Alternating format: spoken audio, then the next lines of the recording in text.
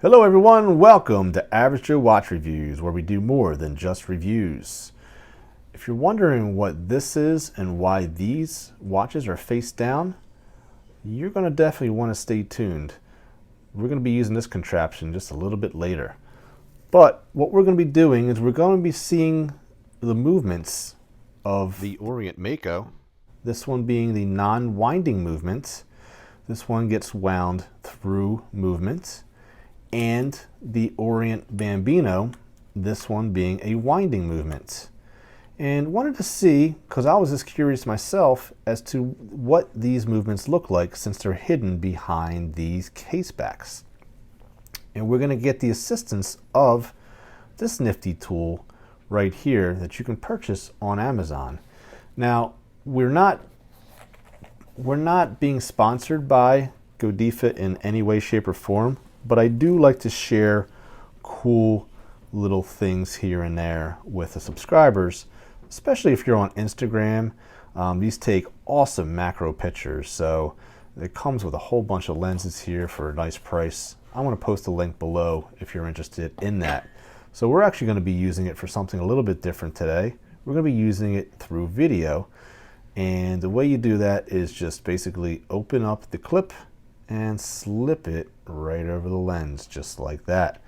And as we can see, because I have the iPhone 11, that this lens here is the one that we're going to be using and not this guy right there.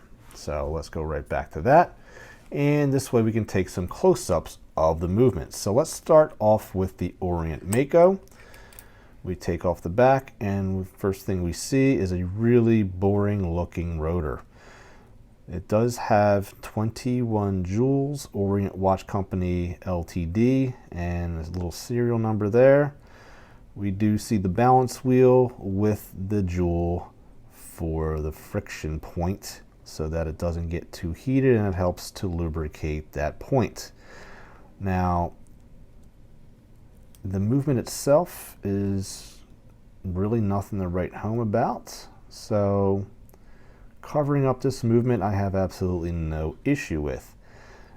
Now, I'm not trying to clown on a $120 watch movement, because guys, this movement here, and be careful when you're putting your watch upside down like that, because it will try to fall out as it did right there.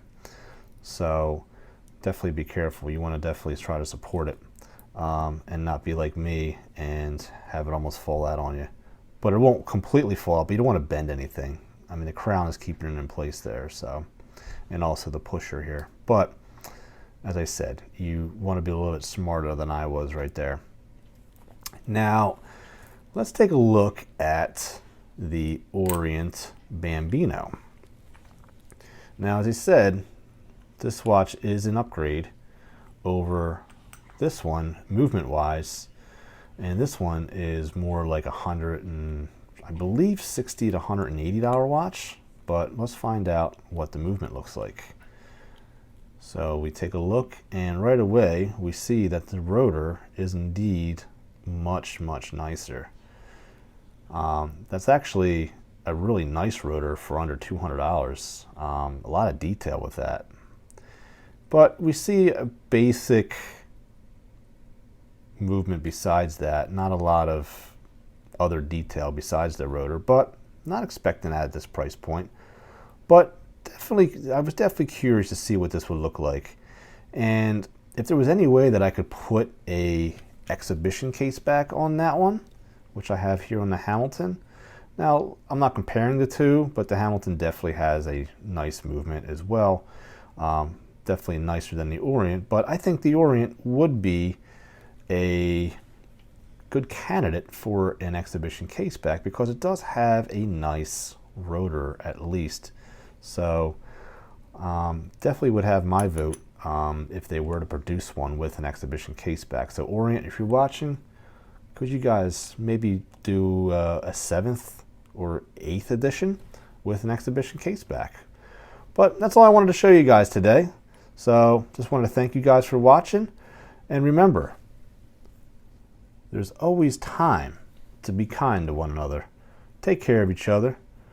Have a good day.